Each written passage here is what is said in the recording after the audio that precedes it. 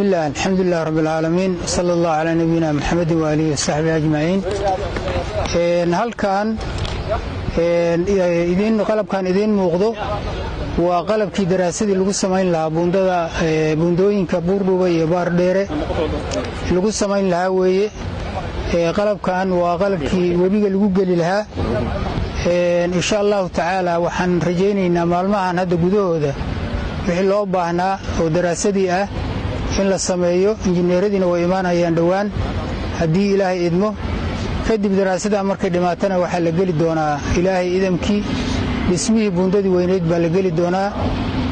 walaalaha awal ka qayb qaadanayay iyo ciidii barnaamijka danaynaysay waxaan aad uga farxinaynaa inay hawshii bilaabatay oo bilowgii koowaad uu yahay oo daraasadii la samaynayo. aad baad u mahadsantihiin. maanta waa 23 waxa weeyaan Agost 2025. maanta bay daraasadii bilaabanaysaa insha Allah taala. wixii ka dambeeyana labada degmo waa laga samaynayaa daraasadaas kadibna dhismihii baa la gudagali doonaa. sallallahu ala nabiyina Muhammad wa alihi wa sahbihi ajma'in.